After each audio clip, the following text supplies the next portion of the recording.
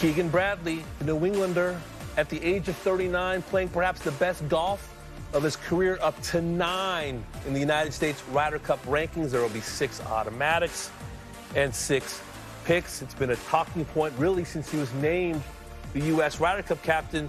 Lavner, what are the factors that should go into this decision and whether it's a good one or a complicated one? I think the easiest one to handle right now is the timing and the schedule. And all the people who are rushing to say, well, Keegan Bradley, look at the way he's playing. He has to be on the team. Well, there's 3 months left until the Ryder Cup. 3 months is a lifetime in professional golf. Rory McIlroy had not won the Masters 3 months ago, and now it seems like he's in a totally different spot.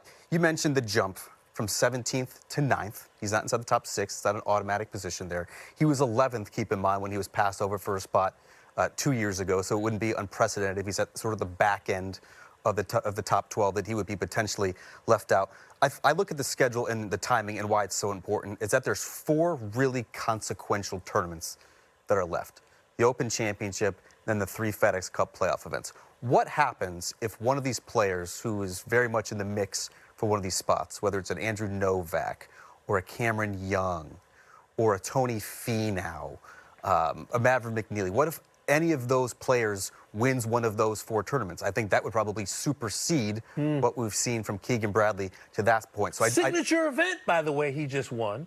But, you know, a FedEx Cup playoff event is essentially a signature event at a time of year where you're supposed to want to play well. Of course, it's also closer to the Ryder Cup as well. So I think if you're Keegan Bradley, if you're some of the backroom staff, I think the schedule is going to work in his favor, that there's still time to figure this out, have contingency plans in place if he does continue to play at this level. What's so fascinating to me is that it's him, someone who over the last decade plus has been so identified by being on the Ryder Cup team or not being on the Ryder Cup team. In 2012, his relationship with Phil, that Friday and Saturday, he was electric. Then 2014, giving up the clinching point to Jamie Donaldson, the disappointment, not unpacking his bag because the team lost. 2023 not making the team despite being a winner on the PGA Tour at the Travelers Championship. 3 months before the Ryder Cup. 3 months before. But he has lived and died in this event, whether he's been on the team or not. I think what the players go through as players, it's too exhausting to be inside the ropes, living and dying with every shot, so focused on winning your point or half point, and then having to make some decisions in the back room about who's going to play, who's not going to play. I think you have to separate those roles. Maybe you name him a captain in name only, and it's Furyk and Simpson and Snedeker and Kiz who are actually pulling the levers. Yeah, it's certainly interesting where Keegan even said almost half jokingly, like, of all the years, this is the year that I didn't want to play on the team, because he really took the captaincy role serious. He wanted to be there for the guys, and he wanted to lead the team. What you're talking about there, I think it comes down to, is it really worth the risk for Keegan Bradley to either assume both roles or to relinquish the captaincy, even if it's sort of in an unofficial capacity? If you're the captain, you're asking all 12 players on that team to be completely and fully invested. And arguably the most important person on that entire team, including the backroom staff, is Keegan Bradley, and you're going to put him in a position where his attention is potentially divided. To me, that just seems like a situation that's ripe for distraction and potentially not getting the best out of him in either role, depending on which one he sort of chooses. His attention would be divided. His energy would be not just divided, but probably depleted. This is someone who has gotten to know Michael Jordan, gotten to know Tom Brady, has surrounded himself with some of the great thinkers and athletes across sports. I asked him, who will you lean on? He said, I'm calling all favors. Everybody that I've met that's been in a position of greatness or leadership, he wants to pick their brain.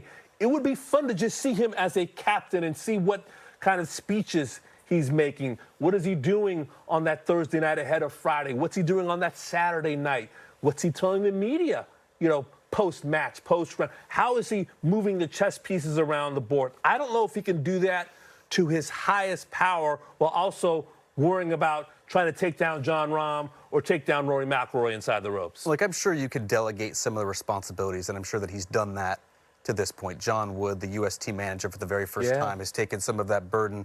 I think Jim Furyk, last year's President's Cup captain, of which Keegan Bradley was sort of a playing assistant captain who was fulfilling sort of both roles in that respect as well. You can delegate, you can make other responsibilities, but this is still, by and large, Keegan Bradley's team. Yeah. And how do you make objective decisions if Keegan Bradley is also out on the golf course?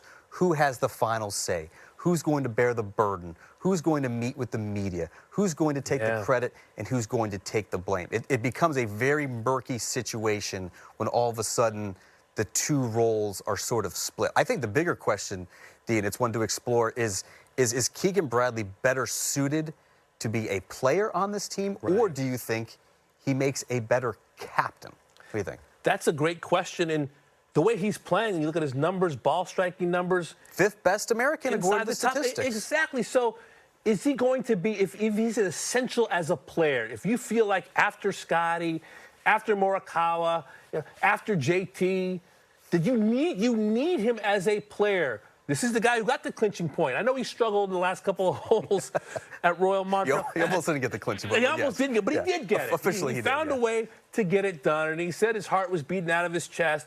But he's a player. Look at the way he closed out this tournament on Sunday. He hit the right shots. He didn't let Tommy Fleetwood forget about him. He put the pressure on the Englishman, and he got the job done in the tournament that, outside the majors, is the most important tournament to him. That showed me a lot. He hit the shots required. If you believe that he is more essential and important inside the ropes, and say, you know what? I'll hand over the walkie-talkie to Jim Furyk. He just did it in Canada, did it in Paris, not as well, obviously, but he knows what to do. In fact, Keegan told me after the President's Cup that he would be taking a lot of what Jim Furyk did and bringing that system to Bethpage Black. It's a tricky situation because he's not going to be the best player on the team.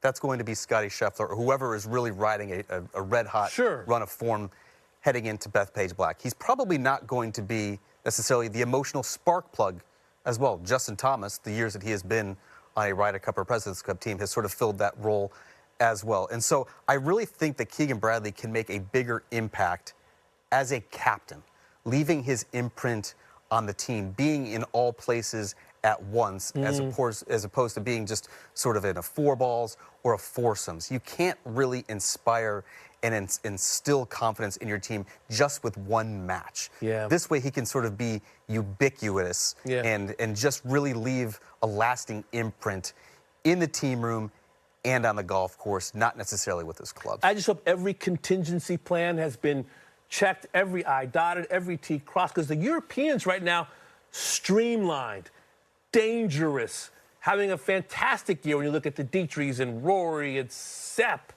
etc., and even Tommy in defeat. He's been playing some great golf. So I just wonder if the complications and the questions are going to aid Europe after all is said and done.